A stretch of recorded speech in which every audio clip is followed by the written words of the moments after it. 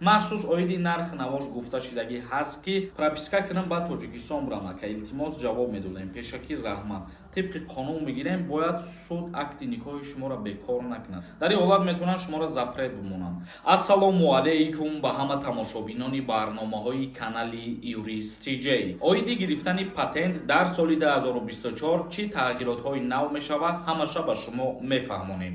бародарони азизу гиромӣ қадр, мехоҳам дар ҳамиҷа миннатдории хидмат ба ҳамаи шумо бирасонам. дастгирие ки маро дар конкурс кардесен ман гаптон надорам ва махсус хостам ки барои шумо як аксия девона кунам. бародарои азиз, шанса аз даст надода бидроен билет бихарен ба 1000 рубл 10 дона билетон метиҳем. ина видеои аксияра мемонам, тамошо кунен ва ҳатман билет бихарен, дастгирира нишон битен.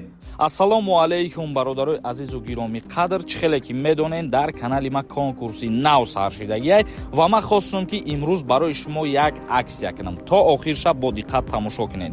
конкурс ҳамагӣ 63 дона приз дора. шоҳҷоизаш Lexus RX 350 ва якта Corolla D соли 2010. аксияи имрӯзаи мо ба 1000 рубл 10 дона билет барои шумо дода мешавад. дар ин ҳамин номерое ки дидестен картаи Сбербанк ҳастай. Сбербанк ба номи Муҳаммаҷон мебирояд. сумта мепартой ва чекта дар ҳамин номер рӯй мекунӣ. ҳамин номерда ҳам картаи Сбербанкай, ҳам WhatsApp-ай.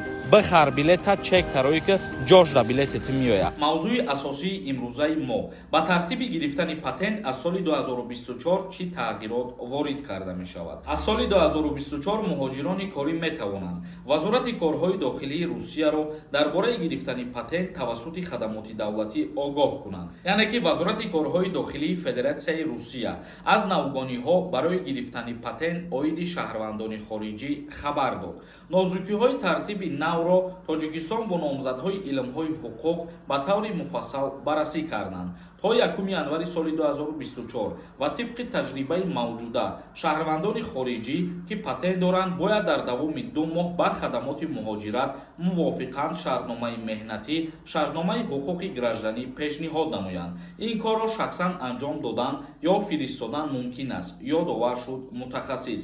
ҳамчунин корфармо бояд дар давоми 3 рӯз дар бораи ба кор қабул кардани шаҳрванди хориҷӣ огоҳинома пешниҳод кунад. ҳуҷҷат дубора мустақиман ба шуъбаи ҳудудии вазорати корҳои дохилӣ оид ба муҳоҷират пешниҳод карда мешавад. яъне ки тағйиротҳои нав дар соли 2024 оиди гирифтани патент дар Федератсияи Русия барои шаҳрвандони хориҷӣ.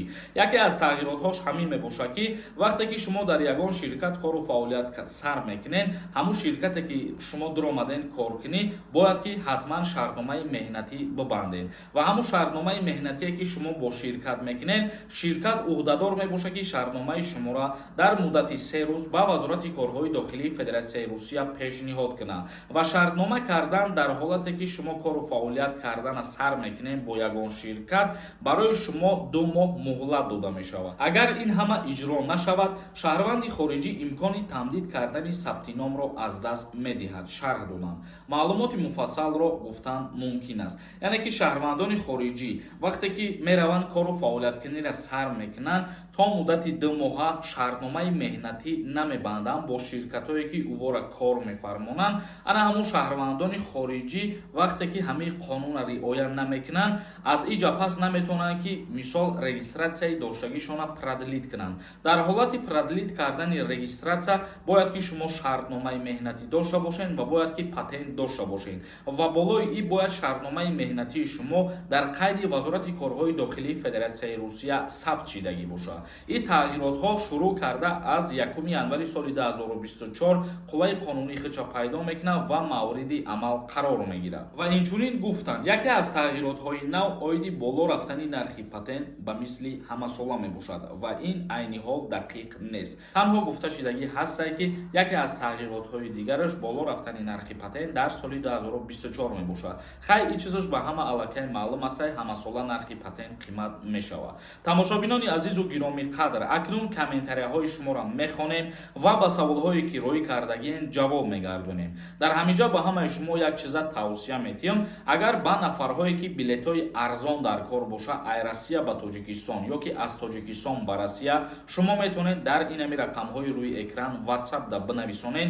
Билетҳои бениҳоят арзон дора аз Тоҷикистон ба Россия, тамоми шаҳрҳои Россия ва аз Россия ба Ҷумҳурии Тоҷикистон. Идибек нависонда: ассалому алайкум ака Созен, паспорти ман 2024 буд мешава моҳи август. Ман метавонам як моҳ мондагӣ пеш ай буд шиданаш граница бирам биём.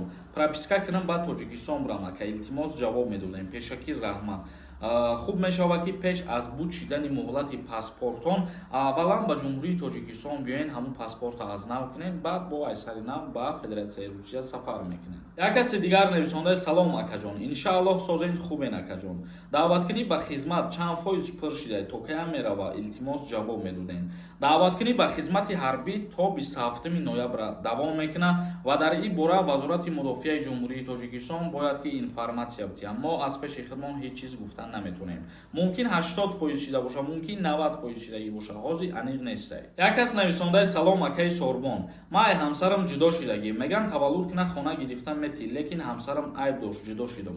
Агар духтар таваллуд куна мега ҳақ надора хона требоват куна. Ростай ака, Пешакир раҳмат. Дар ҳолате ки ҳамсари шумо аввалан ҳомиладор боша, тибқи қонун мегирем, бояд суд акти никоҳи шуморо бекор накунад то вақти таваллуд кардан шад. Лекин дар ҳоле ки агар акти никоҳтона бекор кардагӣ бошен, баъди таваллуд кардани ҳамон ҳамсари шумо, фарзанди шумо ки ба дунё биёяд, дар ин ҳолат агар ҳамсари шумо арз дод куна, ба суд муроҷиат куна, бале ҳақ ва ҳуқуқ дора ки хичам маскун куна. Яъне ки шумо уҳдадор нестед ки хона бихарем ба номи зантон бикунед, лекин шумо уҳдадор ҳастед дар ҳолати шароит доштанатон барои фарзандтон хона бунёд кунед, яъне то синни 18 солагии фарзанда. Як кас нависонда: ассалому алайкум акаи Сорбон, як маслиҳати шумо дар кор, чӣ хел бо шумо ҳамсӯҳбат шавем акаҷон. Метавонед ки дар ҳамин комментария бинависонед дархости худтона, пешниҳоди худтона ё саволи худтона, ман ҷавоб мегардонам. Нуриддин нависонда: ассалому алайкум Созен, ман патент надорам, лекин работа задагӣ, ай 3 моҳ гузашт, граница бирам проблема меша ё ки не? Раҳмат. Дар ҳолате ки агар дар граница аз шумо патент пурсанд ва шумо натонед пешниҳод карда, аз хотире ки шумо надоред ҳамун ҳуҷҷата пешниҳод кунед, дар ин ҳолат метавонанд шуморо запрет бимонанд. Дар ҳолате ки напурсанд ягон ҳуҷҷата дар ҳолати гузаштани таможни контрол, ҳеҷ намешавад. Як кас нависонда: ассалому алайкум бародар, бозӣ чӣ шид?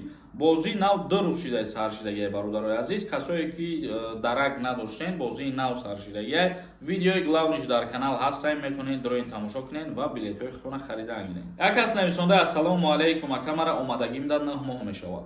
Документ накардам, граница рафта биём, запрет выезд мезананд, илтимос ответед.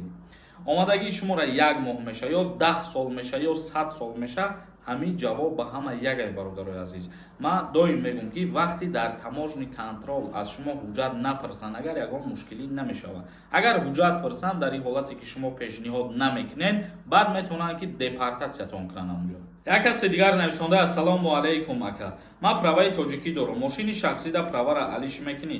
Мошини шахсӣ доштагӣ бошӣ, не ба праваи тоҷикӣ метавонӣ ки бигардӣ. Як каси дигар нависонда: нафаҳмидам ака, чӣ хел патент намедиҳанд, соз гап тафаҳмон. Бародари азиз, фикр мекунам нофаҳмо гап задагӣ нестам. Касое ки дар Челябинск такси кор мекунанд, гуфтам аз ин ҷабҳа ба ҳамо патент наметиҳанд. Ай соли 2024. Як каси дигар нависонда: ассалому алайкум бародар, барои продлит кардани патент кадом документҳо дар кор аст? Барои продлит кардани патент бе гузаштани граница шумо бояд ки ҳатман трудовой договор дошта бошед. Агар трудовой договор надошта бошед, шумо граница мегзаред, ба айсари нав патент мекунед. Тамошобинони азизу гиромӣ қадр, ба ҳамин видеои имрӯзаро ҷамъбаст мекунем. То видеоҳои оянда, худованд ҳамаи мо шуморо нигаҳбон бошад.